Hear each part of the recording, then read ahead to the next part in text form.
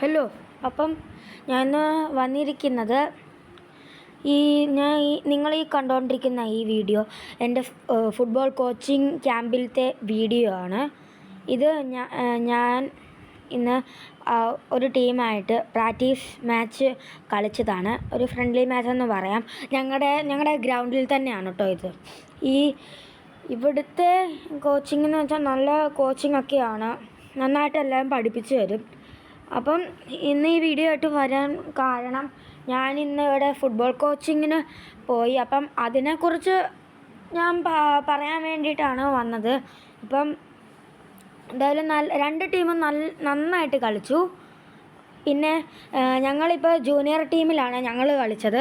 അവർ കളിച്ചത് പിന്നെ ജൂനിയർ ടീമും ഉണ്ട്, സീനിയർ ടീമും ഉണ്ട്. ഇപ്പം ഞാൻ ജൂനിയർ ടീമായിട്ടാണ് കളിച്ചത്.